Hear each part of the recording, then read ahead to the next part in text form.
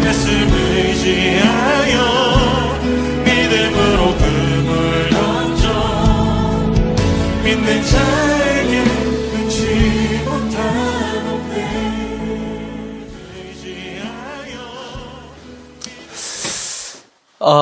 여러분, 화요일날 아침에 여러분들을 또 만나게 되었습니다.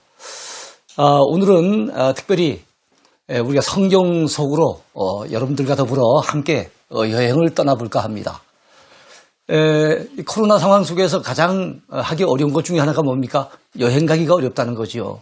참 여행하고 싶은 마음, 특별히 여행을 좋아하는 분들은 오랫동안 여행을 가지 못하는 답답함이 있을 것 같아요. 저희들이 직접 가보지 못하더라도 성경에 나와 있는 여러 지역들을 우리가 이렇게 영상을 통해서라도 같이 여행을 떠나보는 것 참 좋을 것 같습니다. 어떻게 보면 인생은 여행이라 해도 과언이 아닌 것 같아요. 우리 인생을 나그네라고 얘기하지 않습니까? 우리 저 영원한 본향 천국이 있으니 이 땅에서의 삶은 여행 다니는 나그네 삶이라 해도 과언이 아닐 것 같습니다.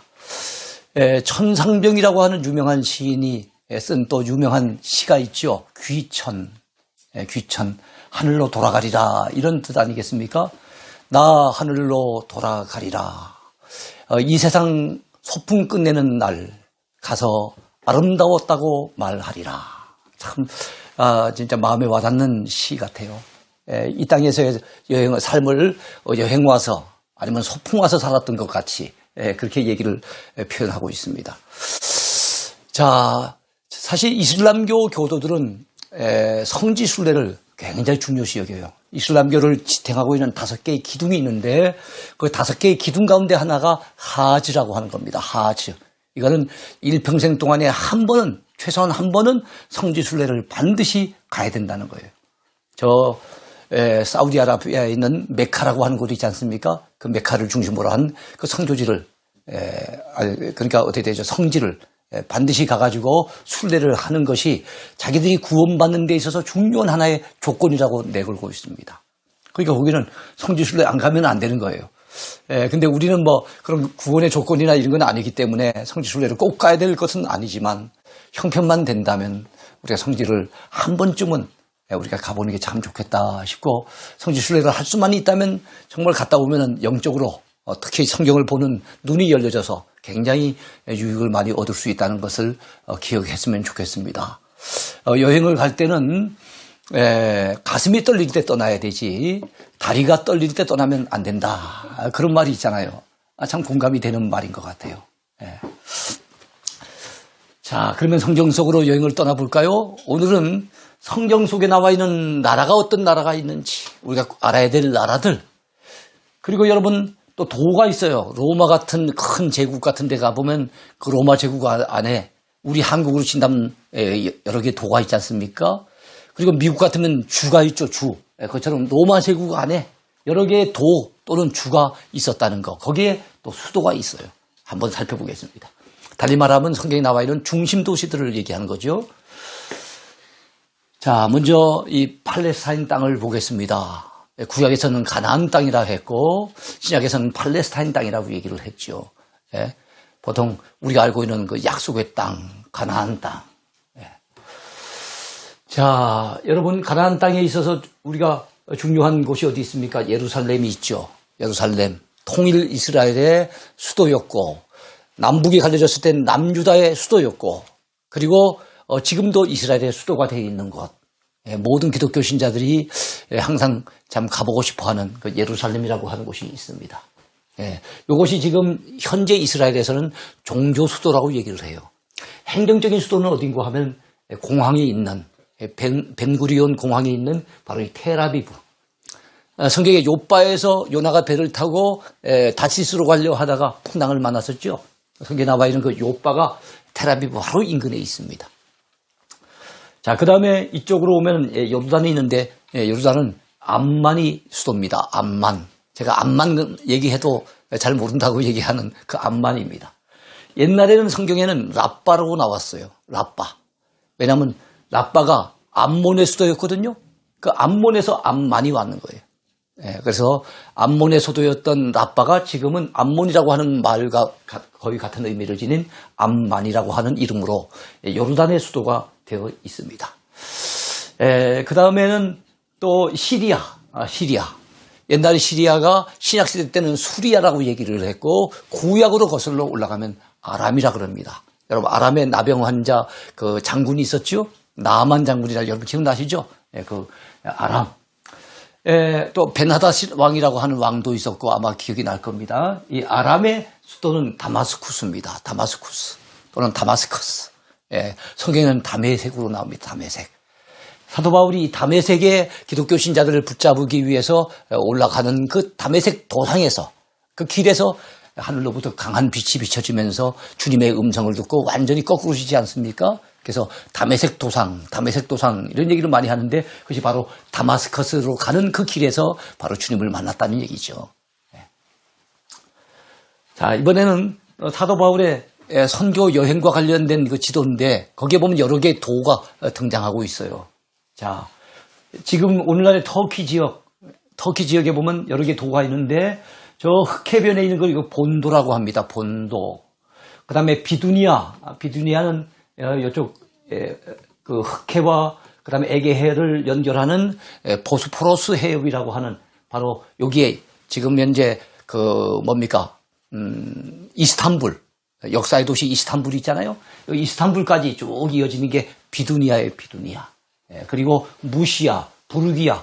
성경에 갈라디아서 나오죠. 갈라디아는 우리 대구처럼 아주 내륙 지방입니다. 갈라디아. 갑바도기아도 역시 내륙 지방이에요. 갑바도기아는 성지 순례를 가면은 이게 볼거리가 많아갖고 여기에 사람들이 많이 그래 터키 성지 순례에 있어서 빼놓을 수 없는 곳이 갑바도기아입니다. 그 다음에 밤빌리아, 그 다음에 길리기아의 다소라고 하는 곳이 있는데 여기가 바울의 고향이었죠. 밤빌리아는 버가라고 하는 곳에서 마가가 자기 외삼촌 그 바나바와 그 다음에 사도 바울과 더불어서 1차 선교 여행을 떠났다가 너무 힘들어서 여기서 그만 버가에서 되돌아갑니다. 버가. 그 다음에 여기 아시아. 유럽 사람들이 봤을 때는 바로 이 지역이 아시아예요. 아시아. 이제 여기 뭡니까? 이쪽 왼편 지역 쪽은 바로 그 유럽에 해당되고 오른쪽으로 오면은 이게 뭡니까? 아시아잖아요.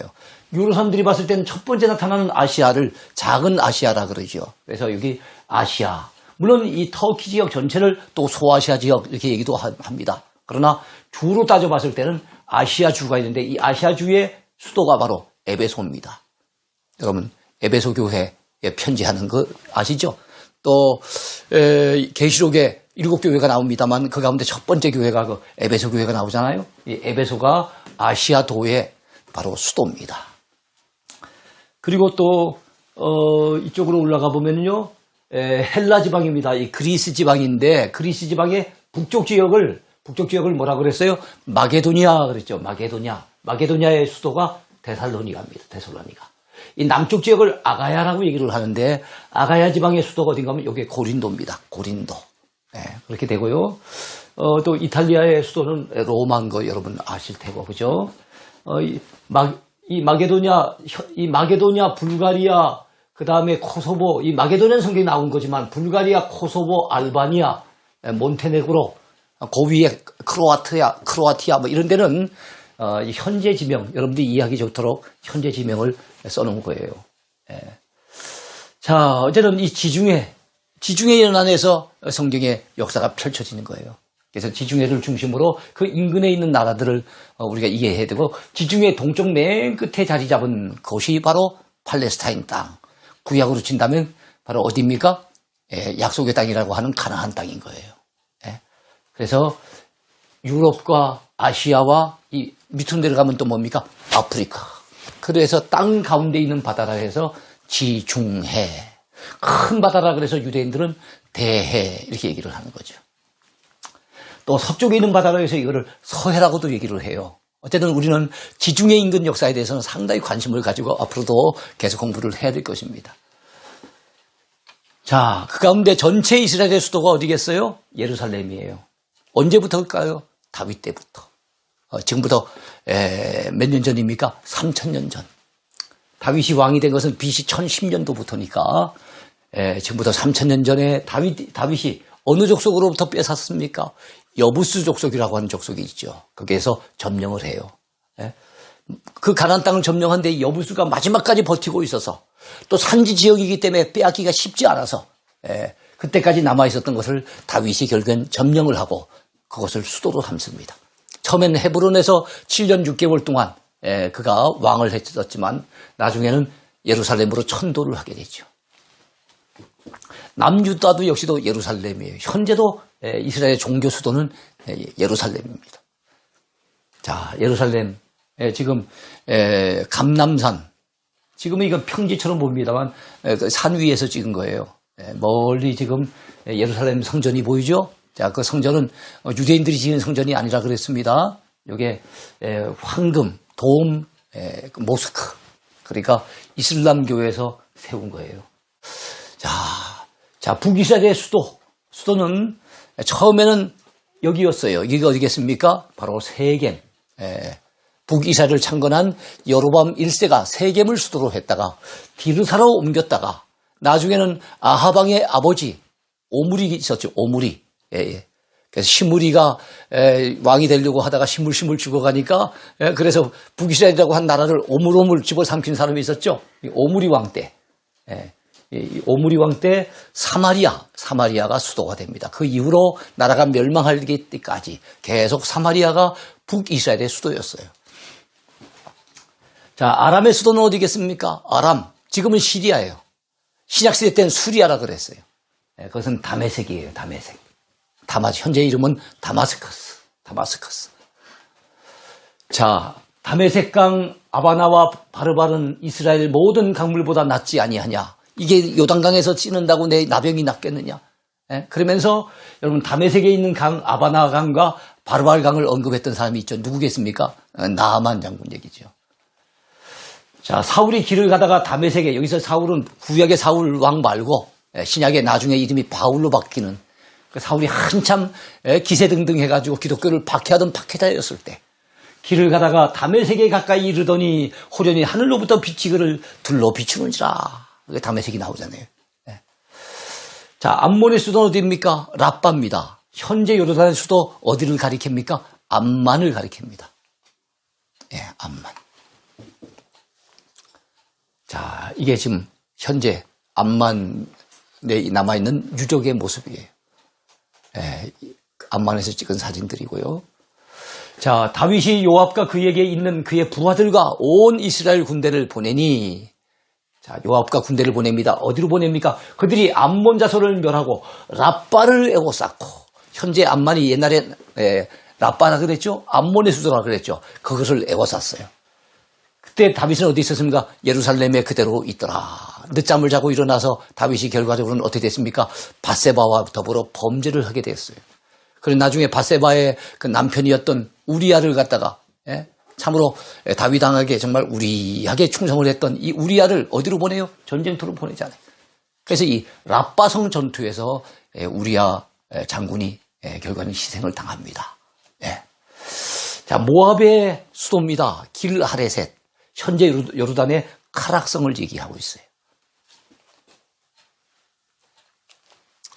자, 북이스라엘 왕 여호람이 모압 왕 메사와 전쟁할 때 관련된 비문이 이곳에서 발견이 됐어요. 그러니까 성경에 나와 있는 그 역사와 관련된 것이 때때로 비문이 많이 발견이 된 겁니다. 자, 이스라엘 진에 이르니 이스라엘 사람이 일어나 모압 사람을 쳐서 그들 앞에서 도망하게 하고 그 지경에 들어가며 모압 사람을 치고 그 성읍들을 쳐서 헐고 각기 돌을 던져 모든 좋은 밭에 가득하게 하고 모든 샘을 메우고 모든 좋은 나무를 베고 길하레셋에 돌들은 남기고 물매끈이 두루 다니며 치니라. 이게 뭡니까? 길하레셋 이렇게 나오죠. 그러니까 길하레셋은 어디의 수도라고요? 모압의 수도인 거예요. 아까 암몬의 수도는 라빠. 그래서 모압과 암몬과 에돔 이걸 합쳐가지고 오늘날은 요르단이라고 한 나라가 돼 있어요. 제일 북쪽에는 뭐가 있어요? 암몬이 있었고 그 다음에는 모압이 있고 맨 밑에 남쪽에 에돔이 자리를 잡습니다. 에돔의 수도는 보스라예요. 자, 요르단 남부에 유명한 관광지가 있죠. 뭡니까?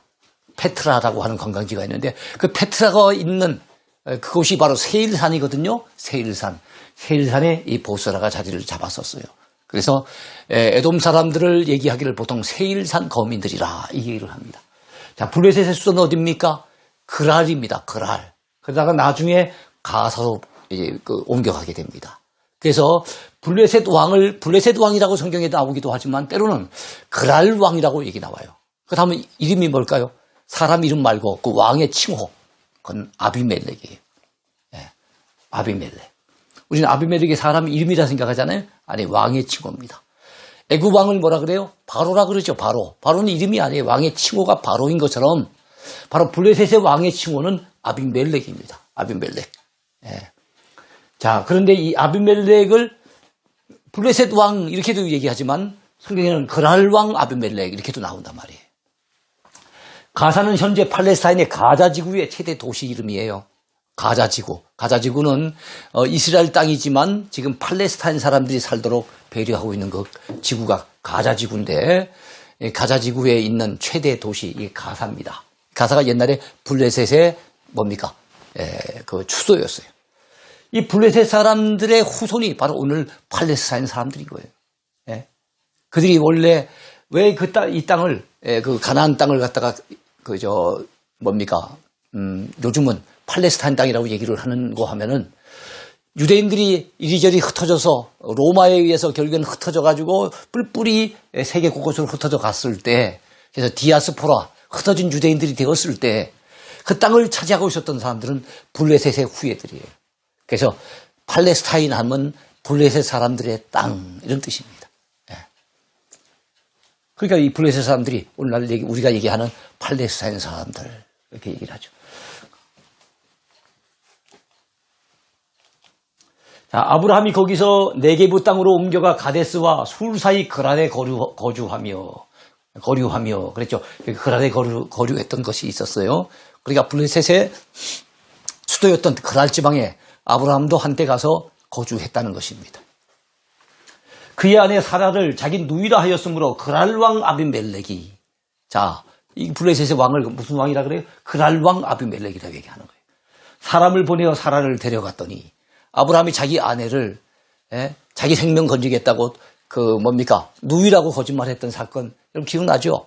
대다수가 바로 왕 앞에서 그랬던 것만 기억하는 경우가 많은데 아니에요. 아브라함은 이런 잘못된 어떻게 보면 너무 부끄러운 죄를 2번이나 지었어요. 이런 실수를 2번이나 한 거예요. 예, 그러니까 바로 왕 앞에서도 한 번 했지만 그렇게 한 번 교훈을 삼았으면 그 다음부터는 정신 차려야 되는데 이 아브라함이 또 그랄 왕 아비멜렉 앞에서 자기 아내를 또 누이라고 거짓말하는 거예요. 여러분들 같으면 이 아브라함하고 살겠습니까? 여러분이 사라 같으면 안 살 거예요. 자, 아브라함 때 첫 흉년이 들었더니 그 땅에 또 흉년이 들매 이삭이 그랄로 가서 블레셋 왕 아비멜렉에게 이르렀더니 여러분 이 아버지의 그 실수를 아들이 또 그대로 계승을 해요. 그러니까 아브라함만 실수한 것이 아니라 이삭도 실수를 하게 되는데 역시 이삭 역시도 그랄로 가가지고 블레셋 왕 아비멜렉 아까는 그랄 왕이었다가 이번엔 블레셋 왕이라 그러죠. 같은 개념. 블레셋은 나라 이름 또는 민족의 이름이라 볼 수 있고 그랄은 그 수도예요, 수도. 그래서 예를 들면 아람의 수도가 다메섹이죠. 그래서 아람 왕 누구라고도 하지만 성경에는 간혹 다메섹 왕 베나닷 이런 식으로도 나온다는 거. 수도를 얘기하는 거예요. 자, 아수르의 수도는 어디겠습니까? 니느웨입니다. 니느웨 누구 생각이 납니까? 요나 생각이 나죠. 요나가 이곳에 가야 되는데 다시스로 도망가려고 했죠. 니느웨를 때로는 니네베라고도 해요. 니네베. 우리 배가 아니고 니네베라는 거예요. 자, 요나의 전도. 현재는 이라크의 2도시로 이 니느웨가 갈라져 있습니다. 자, 구바빌로니아의 수도는 어디였을까요? 바빌론 하면은 구바빌로니아, 신바빌로니아 이렇게 나누는데요. 신바빌로니아의 수도는 바벨론입니다. 그다음 구바빌로니아의 수도는 또는 구바빌로니아를 갈대아라고도 하고 수메르라고도 얘기를 해요. 거기에 수도가 우르입니다. 우르. 누구 생각이 납니까? 아브라함의 고향. 아브라함의 고향 우르가 구바빌로니아의 수도예요. 그래서 아브라함의 고향이었으며 현재는 이라크 남부의 아흐와르라고 하는 곳이에요. 자, 데라가 그 아들 아브라함과 하란의 아들인 그의 손자 롯과 그의 며느리 아브라함의 아내 사레를 데리고 갈대인의 우르를 떠나 가나안 땅으로 가고자 하더니 바로 오줌 왔으면 좋겠는데 어디 한동안 머무르게 됩니까? 하란에 머물러 있다가 이 가나안 땅에 들어와요. 그래서 하란을 떠날 때 나이가 75세입니다. 어떤 분들은 갈대아 우르를 떠날 때 나이가 75세였다고 착각하는 분들이 있는데 그렇지 않아요. 갈대아 우르를 떠날 때 나이는 나와 있지 않고 하란에 한동안 머물다가 하란을 떠날 때 나이가 75세였습니다. 자, 신바빌로니아의 수도는 바벨론입니다. 현재 이라크 수도인 바그다드 남쪽 60마일 지점에 위치해 있어요. 거기에서 바벨론 성의 유적이 발굴이 됩니다. 현재 이 바벨론이 현재는 이라크거든요. 그래서 이라크의 수도가 현재 바그다드 아닙니까? 그렇죠. 근데 바그다드의 남쪽 위치에 옛날 수도였던 바벨론 성이 자리 잡고 있었고 그 유적이 발굴이 됐다는 겁니다. 바사의 수도는 어딜까요? 수산입니다. 왕이 머무르는 3대 왕도 중에 하나인데요. 현재는 이란 남서부의 수스에 해당되는 곳이라고 합니다. 수스, 수산. 여러분, 그래서 에스더가 머물렀던, 에스더가 왕비가 돼서 머물렀던 곳이 어느 궁이에요? 이 수산궁에 머물렀던 거예요. 그래서 뭐 불임절이라든지 아니면 에스더서에 나오는 여러 가지 사건들이 수산궁을 중심으로 이루어진 일입니다. 이 일은 아하수에로 왕 때 있었던 일이니 아하수에로는 인도로부터 구스까지 127지방을 다스리는 왕이라 아주 넓은 지역을 다스리죠. 지방이라고 하는 건 하나의 도 개념인데 자 그런데 당시에 아하수에로 왕이 수산궁에서 즉위하고 그 아하수에로 왕이 즉위했던 바로 그 수도 그 왕궁이 있었던 곳이 어디예요? 수산궁. 자 헬라 수도는 어디겠습니까? 아덴입니다. 아덴. 요즘 말로 한다면 아테네예요. 그리스 중동부에 위치해 있습니다. 현재 그리스의 수도이기도 해요. 자, 로마의 수도는 어디겠습니까? 로마의 수도는 역시 나라의 이름이 로마 제국의 이름이 처음에는 어디였어요? 로마였어요. 로마였는데 그 다음에 어디로 바뀝니까? 콘스탄티노플로 바뀝니다. 나라의 이름도 제국의 이름도 로마고 그다음에 수도 이름도 로마. 그런데 나중에 콘스탄티노플로 바뀌게 됩니다. 콘스탄틴 대제라고 하는 기독교를 믿어도 좋다고 공인한 313년에 기독교를 공인했던 유명한 왕이죠. 콘스탄틴 대제가 자기 이름을 따서 콘스탄티노플로 옮기게 되는데 이곳이 현재는 뭔가 하면은 이스탄불이에요. 옛날에 한때는 비잔티움이라 그랬어요. 비잔티움. 그래서 여러분 콘스탄티노플은 로마 제국이 동로마, 서로마로 나눠지게 될 때 서로마는 로마 시티가 중심이 됐고 동로마는 이 콘스탄티노플이 중심이 된 거예요. 그 동로마 제국을 보통 비잔틴 제국이라 그러죠. 왜냐하면 콘스탄티노플의 옛 이름이 비잔티움이거든요. 비잔티움. 자, 그래서 현재는 이스탄불인데 역사의 도시라고 하는 별명을 가지고 있습니다.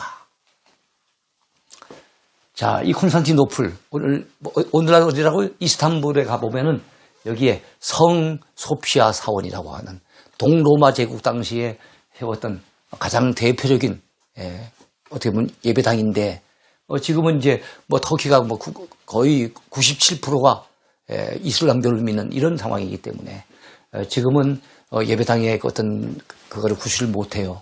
못해서 모스크로 갔다가 때로는 사용되기도 했고 지금은 뭡니까? 어떤 유물들을 갖다가 이제 모아놓고 전시관 비슷하게 이렇게 사용하고 있습니다. 마게도니아의 수도는 어딜까요? 자, 그리스의 북쪽 지방은 마게도니아, 남쪽 지방은 아가야 도라 그랬어요. 자, 그렇다면은 마게도니아 도와 아가야 도가 있는데 마게도니아 도의 수도는 바로 이곳입니다. 데살로니가. 그리스 북부에 위치해 있죠. 알렉산더의 고향이 바로 이 데살로니가예요. 유명한 철학자 아리스토텔레스가 있어요. 이 아리스토텔레스의 고향은 데살로니가였어요. 그래서 아리스토텔레스는 누굽니까? 알렉산더 대왕의 아버지가 필립 왕이죠. 필립 왕과 이 아리스토텔레스는 굉장히 깊은 그 신분 관계를 가지고 있었습니다. 자, 그리스의 공동 황제 수도라고 하는 별칭이 있어요. 사실은 아테네가 수도지만 어떻게 보면 참으로 옛날 그 알렉산더 황제가 머물렀던 바로 이곳이 공동 수도다. 이래서 공동 황제 수도라고 하는 별칭을 가지고 있습니다. 인구도 아테네 다음으로 많아요. 자, 아가의 수도를 한번 보겠습니다. 자, 아가의 수도는 코린트가 있죠. 코린트인데 지금 이 코린트라고 얘기하는데 이게 성경에 나온 대로 한다면 고린도입니다. 고린도.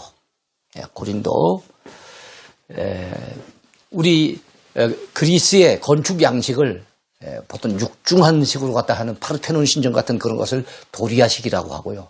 아주 좀 세밀하게 그렇게 그 건축을 갖다 하는 것을 코린트식이라 해요. 우아하게 하면은 이오니아식 이렇게 하는데 코린트식이라고 했을 때 이 코린트식이란 말은 고린도식이다 이런 뜻입니다. 그리스 남부에 위치해 있어요. 자, 이게 역시 고린도의 유적들입니다. 고린도 교회가 여기 들어와 있네요. 현재도 있는 고린도 교회입니다. 지금 제가 성지순례 갔을 때는 그 목회자가 88대까지 내려가요. 사도 바울로부터 시작해서 현재 목회자가 88대. 자, 그러므로 너희가 마게도냐와 아가야에 있는 모든 믿는 자의 본이 되었느니라. 성경에 이 데살로니가 교회를 칭찬하면서 너희가 마게도냐와 아가야에 있는 모든 믿는 자의 본이 됐다는 말은 전체 그리스 사람들의 믿음의 본이 됐다는 얘기예요. 왜냐하면 마게도냐는 그리스의 북쪽 지역을 얘기하고 아가야는 그리스의 남쪽 지역을 얘기하는 거예요. 도 개념이에요. 도 개념. 자, 아티카주 도의 수도. 자, 아티카 지역이라고 하는 것은 그리스의 이 중부 지역입니다. 거기에 수도는 아테네였어요. 이 아테나 여신의 도시라 해서 아테네라고 하고 지금 현재 그리스의 수도입니다. 아테네. 이 높은 언덕 지역에 자리를 잡고 있죠. 이게 파르테논 신전입니다. 이곳을 갖다가 이 지역을 아크로폴리스라 그래요. 아크로 하는 말은 높다 이런 뜻입니다. 높은 데 위치한 도시, 언덕 위의 도시. 이 아크로폴리스의 우뚝이 솟아있는 이게 파르테논 신전이에요. 아까 도리아식 건물이라고 얘기를 했죠.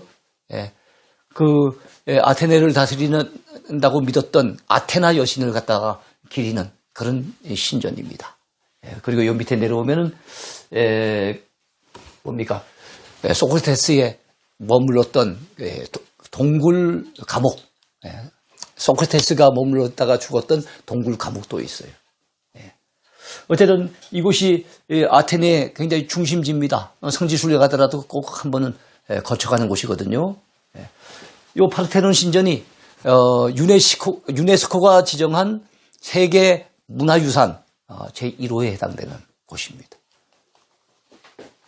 자, 이거는 첫 번째 올림픽이 열렸던 곳. 바로 아테네 올림픽. 첫 번째 올림픽은 아테네 올림픽이거든요. 왜냐하면 고대 올림픽이 바로 이 그리스로부터 출발했기 때문에, 이 아테네로부터 출발했기 때문에 그랬거든요. 자, 그때 이게 이제 그 스타디움인데요. 바람이 잘 통하도록 일이 되어 있습니다. 그 당시에 마라톤 전쟁이라고 하는 전쟁 여러분 기억나시죠? BC 490년에 있었던 마라톤 전쟁. 그 당시에 가장 강력한 나라가 페르시아입니다. 페르시아의 다리우스 왕이 쳐들어왔는데 여러분 얼마 되지 않은 병사를 이끌고 죽기를 각오하고 이 아테네 군사가 싸워서 결국에는 마라톤이라고 하는 곳에서 승리를 거머쥐게 되죠. 그래서 그 이후에 올림픽을 갖다가 열 때마다 마라톤 경기가 가장 중심을 이루게 되고 지금까지 현대 올림픽에서도 마라톤은 올림픽의 대미를 장식하는 그런 중요한 경기가 돼 있어요. 그런데 여러분 그때 마라톤 전쟁에서 진 나라가 어떤 나라라고요? 페르시아. 페르시아의 후예가 어느 나라겠습니까? 오늘날 이란이거든요. 이란. 그래서 이란은 올림픽에 그거를 마라톤 선수를 전혀 내보내지 않습니다. 왜냐하면 자기 나라 과거 조상들이 졌던 전쟁에 그것을 기념해서 하는 경기에 내보낼 리가 없잖아요. 그러니까 1974년도인가요? 이란의 수도 테헤란에서 아시안 게임이 있었어요. 그때 뭐라고 얘기하는 거면 우리는 마라톤은 안 하고 싶다. 이래갖고 마라톤 경기가 제외됐다 그래요. 그 정도로 여러분 마라톤을 안 하는 나라 하면 딱 생각하세요. 이란이라는 나라입니다. 자, 바울이 아덴에서 그들을 기다리다가 그 성에 우상이 가득한 것을 보고 마음에 흥분해서 격분해서 회당에서는 유대인과 경건한 사람들과 또 장터에서는 날마다 만나는 사람들과 변론하니 어떤 에피쿠로스와 스토아 철학자들도 바울과 쟁론할세. 어떤 사람은 이르되 이 말쟁이가 무슨 말을 하고자 하느냐 하고, 자, 사도 바울을 말쟁이라 그랬어요. 복음 전하는 사도 바울을 아마 열정적으로 말씀을 전하니까 말은 잘하는가 보다 싶어서 말쟁이라고 이름을 붙였습니다. 그런데 그때 나왔던 사람들이 에피쿠로스와 스토아 철학자가 나오죠. 그래서 로마 시대 때 가장 유명했던 그 철학이 두 철학이 있어요. 그는 바로 그리스로부터 이어받은 철학이에요. 그러니까 그리스 시대부터 시작을 해서 로마 시대까지 내려오는 철학이 있는데 그게 바로 에피쿠로스 학파와 스토아 학파입니다. 에피쿠로스 학파는 쾌락주의자들, 스토아 철학자들은 뭡니까? 금욕주의자들. 그래서 보통 이제 철학사를 공부하면 많이 나오는 사람들이에요. 그런 사람들이 성경의 사도행전에 등장을 하고 있습니다. 사도 바울이 바로 이 아테네에서 복음을 전할 때 그들을 만났던 거예요. 그러니까 이 성경의 이야기는 저 전설 따라 삼천리 나온 얘기도 아니고 신화 속의 얘기 나오는 얘기도 아니고 그야말로 역사 속에 생생하게 있는 그런 얘기라는 걸 우리가 잊어버리면 안 됩니다. 자, 아시아도의 수도가 어디라 그랬습니까? 에베소라 그랬어요. 에베소. 에페수스라고도 하죠. 터키 서남부 해안에 위치해 있습니다. 계시록의 7교회 중 하나가 있었던 곳이에요. 사도 바울이 이곳에 3년간 머물러 있으면서 그 가운데 2년 동안은 두란노 서원이라고 하는 곳에서 제자들을 갖다가 키우면서 말씀을 전하게 됩니다. 자, 그리고 바로 이 에베소에서 디모데가 목회를 하고 오네시모가 목회를 하고 사도 요한이 역시 목회를 했던 곳이에요. 그래서 여러분 그 디모데 전후서를 갖다가 써보내 이거 목회서신이라 그러죠. 그러면 젊은 목회자인 디모데에게 사도 바울이 편지를 써보냈는데 그렇다면 그 당시 디모데가 어디서 목회를 했는가라고 한다면은 바로 에베소에서 목회를 한 거예요. 오네시모는 빌레몬서에 나오는 감옥에 갇혔던 가운데서 사도 바울을 만나서 예수님을 믿게 됐던 종 출신. 그런데 나중에 에베소 교회를 목회하는 사람이 돼요. 순교자가 됩니다. 자, 여러분. 자, 이것이 지금도 에베소 가보는 가장 에베소에서 우리 중요시해야 될 유적지입니다.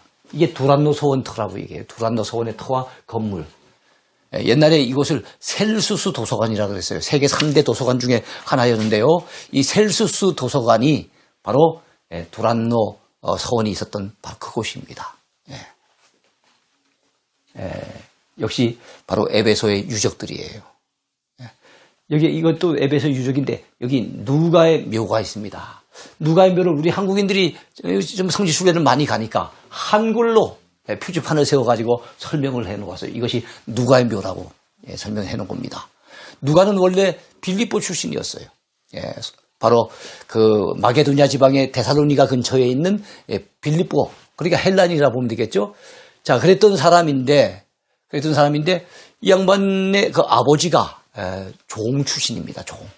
종이었어요. 근데 어느 날 그 아버지가 섬기는 귀족이 그 귀족집에 불이 나는데 그 안에서 잠을 자고 있었던가 봐요.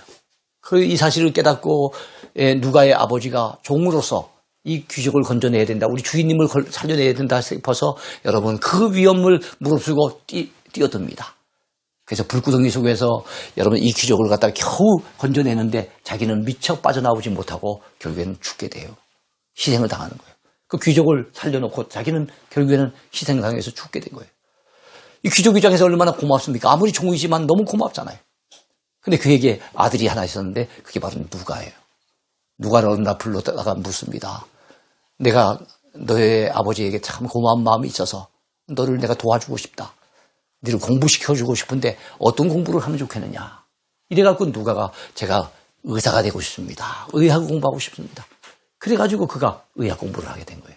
의학 공부하러 안디옥에도 오게 되고 알렉산드리아도 가게 되고 이렇게 유학을 갖다 가게 되는데 아마 안디옥에 와서 사도 바울을 만난 것이 아니겠는가 이렇게 추정을 해요. 그래서 사도 바울을 통해 가지고 복음을 듣고 바울의 제자가 되고 누가복음을 기록하고 사도행전을 기록하며 바울의 선교 여행지에 늘 함께 동행했던 바울의 최고의 동력자 바로 누가입니다. 누가의 묘가 이곳에 있어요. 어디에 있습니까? 에베소 지역에. 자, 두란노 서원에서 날마다 강론하니라 2해 동안 이같이 하니. 그래서 두란노 서원에서 강론했던 것은 2해 동안 있었던 일이에요. 그 당시에 유대인이나 헬라인이나 다 주의 말씀을 듣더라. 아시아에 사는 허다한 사람들이 바로 주의 말씀을 듣게 되는 거예요. 자, 갈라디아 도의 수도는 앙고라입니다. 앙고라. 예, 갈라디아. 예, 성경에 갈라디아가 나오죠. 갈라디아 서를 갖다 받았던 갈라디아 교회가 있었던 그곳인데 그곳의 수도가 앙고라예요. 앙고라는 성경에 나오지 않아요. 다만 갈라디아가 나올 뿐인데 앙고라를 든 이유는 앙고라가 현재 터키의 수도인 앙카라를 얘기한다는 거. 여러분들에게 말씀드리고 싶어요. 그러면 이해가 좀 쉬울 겁니다. 자, 아니톨리아의 도의 수도는 이고니온인데요. 터키 남서부에 위치해 있어요. 현재 이름은 코냐라고 합니다. 코냐. 고대 셀주크 터키. 셀주크 터키의 수도였어요. 자, 여러분, 이슬람교에서 보면은 이슬람교의 파가 몇 파 있어요. 그 가운데 가장 대표적인 파가 무슨 파라 그랬어요? 순니파와 시아파라 그랬죠. 이슬람교 가운데 신비주의자들이 모이는 그 파를 수피교라 그래요. 수피교. 수피교는 새맞춤이라 그래가지고 아주 명상에 잠기면서 춤을 추는 이 새맞춤이 굉장히 유명해요. 그 새맞춤의 고장이 어딘가 하면 바로 이 코냐입니다. 코냐. 성경에 나와 있는 이고니온. 사도 바울이 1차 선교 여행을 했던 바로 그곳이에요. 이게 새맞춤. 제가 직접 보지는 못했습니다만 참고하시기 바랍니다. 이에 이고니온에서 두 사도가 함께 유대인의 회당에 들어가 말하니 유대와 헬라의 허단 무리가 믿더라 그랬습니다. 길리기아도의 수도가 어디입니까? 터키 남동부에 위치해 있는데 바울의 고향이며 철학의 도시라고 일컬어지는 바로 이곳입니다. 다소에 다소. 다소에 옛날에 갔었는데요. 이게 바로 클레오파트라. 클레오파트라가 바로 안토니우스와 더불어서 이곳에 왔었대요. 그래서 그 사람의 이름을 기려서 클레오파트라 문이라고 이름을 하는 것이 다소에 있습니다. 나는 유대인으로 길리기아 다소에서 났고 이 성에서 자라 가말리의 문화에서 우리 조상들이 율법의 엄한 교훈을 받았고 라고 사도 바울이 간증 중에 얘기를 한 적이 있습니다. 밤빌리아도의 수도가 있어요. 터키 남부 해안 지역인데 버가입니다. 버가. 여기에서 누가 돌아갔죠? 1차 선교 여행하다가 바로 바나바의 그 조카지요. 조카 그 마가가 돌아가요. 그래서 바울에게 아주 참 실망을 안기게 그랬었죠. 이것이 바로 버가의 유적지입니다. 바울과 및 동행하는 사람들이 바보에서 배 타고 바보라고 하는 그런 것도 있어요. 배 타고 밤빌리아에 있는 버가에 이르니 요한은 그들에게서 떠나 예루살렘으로 돌아가고 마가가 돌아갔다 했는데 이 요한이 돌아갔다 그 이상하지 않아요? 라고 생각하는 분이 있을 거예요. 여러분 마가는 로마식 이름입니다. 그 당시 로마 시대니까. 요한은 유대식의 이름이에요. 그래서 마가의 본명은 요한이에요. 그래서 로마식의 이름이 마가가 된 거예요. 마가복음을 쓴 그 마가입니다. 그래서 마가를 얘기할 때 마가 요한 이렇게 얘기 많이 해요. 자, 비두니아도의 수도는 니케아입니다. 터키 북서부에 위치해 있는데 325년 니케아 종교회의가 이곳에서 있었어요. 콘스탄틴 대제가 주관을 합니다. 여기서 니케아 신조가 만들어지죠. 니케아 신조는 삼위일체를 갖다가 고백하는 신조이며 성부 하나님, 성자 예수님이 동질이라는 것을 강조하는 바로 그런 신조입니다. 현재는 이 지역에 이스탄불이 위치해 있습니다. 본도도의 수도 트라부존스포르. 좀 발음이 좀 어렵죠. 좀 줄여서 이렇게 넉자만 해갖고 트라부존이라고 얘기를 해요. 터키 북동부 흑해에 인접한 항구 도시입니다. 259년 마르코 폴로가 동방견문록을 썼죠. 유명한 동방견문록을 쓸 때 그 당시에 출발했던 곳이 바로 이곳입니다. 가파도기아가 있어요. 소아시아 중부 내륙 지방으로서 초대교회 당시에 로마의 박해를 피해서 이곳에 많은 분들이 피난 와서 살았어요.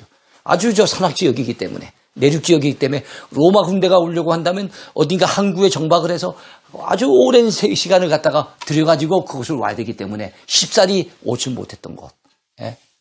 바로 그곳에 지하 동굴 이런 데서 우리 기독신자들이 삶을 영위하면서 거기서 예배를 드리고 거기서 신앙을 지켰던 거예요. 자, 거대한 지하 도시를 이뤘던 곳이에요. 그래서 그 지하 동굴 안에 어떨 때는 수만 명이 그 안에서 생활을 할 정도로 그 정도로 거대한 지하 동굴이 있었다 그래요. 성지순례 주요 코스이기도 합니다. 괴렘의 동굴교회, 대린쿠유 등등을 돌아볼 수 있어요. 수천 년 전에 화산이 폭발해서 용암이 흘러나오고 화산재가 쌓인 후에 오랜 풍화작용으로 인해서 기암 괴석들이 굉장히 많은 곳이에요. 그래서 터키 성지순례 가면은 반드시 거치는 곳입니다. 예, 괴렘의 동굴 교회예요. 동굴 안에 교회가 있고요. 이건 내부 장면이고요. 예. 그리고 대린구유라고 해갖고 지하로 갔다가 도시가 파져 있어요.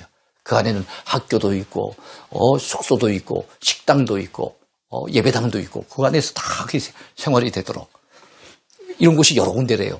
여러 군데인데 아주 큰데 아주 대형 이런 지하 도시 같은 경우는 이제 수만 명이 머물 정도가 됐다 그래요. 이거는 화산재가 쌓여가지고 지진이 폭발하고 화산이 폭발하고 또 화산재가 쌓이고 그래서 오랫동안의 풍화작용을 거치면서 이런 기암괴석들이 굉장히 많은 곳입니다. 버섯바위들이 많은 곳이에요. 자, 이런 데를 소개했는데요. 예수 그리스도의 사도 베드로는 본도, 갈라디아, 갑바도기아, 아시아와 비두니아에 흩어진 나그네들, 곧 하나님 아버지의 미리 아심을 따라 성령이 거룩하게 하심으로 순종함과 예수 그리스도의 핏부림을 얻기 위하여 택하심을 받은 자들에게 편지하노니. 베드로전서에 보면 조금 전에 우리가 봤던 비두니아니, 갑바도기아니, 본도니 이런 곳이 쭉 나오고 있죠. 예, 이런 곳이 지금 현재 터키에 있는 거예요. 터키. 예. 자, 우리가 오늘 좀 장시간에 걸쳐서 팔레스타인 지역과 또 지중해 연안에 있는 많은 인근 나라들의 중심이 되어지는 어떤 수도들 그것을 갖다 우리가 같이 살펴보면서 또 은혜를 나누었는데요. 공부해보니까 참 이 질이 좀 만만치 않죠. 우리 공부해야 될 것이 참 많아요. 성경 읽다 보면 처음에는 이게 사람 이름인지 지명인지 인명인지 지명인지 구분하기 어려운 그런 부분도 많습니다. 그래서 자꾸만 이렇게 강의를 듣고 공부하다 보면 그것이 이해가 되어지고 조금씩 구분이 되고 그래서 성경을 우리가 가까이 하면서 자주 읽다 보면 성경에 대해서 어렵게 느껴지던 그 마음이 성경이 참 이해가 되고 은혜가 되는 쪽으로 아마 바뀔 수 있어요. 그래 하시고 여러분들 아무쪼록 오늘부터 시작된 성경 속으로의 여행 우리 같이 끝까지 동참해 주시길 바랍니다. 감사합니다. 오늘 강의 하나님의 꿈이 나의 비전이 되고 예수님의 성품이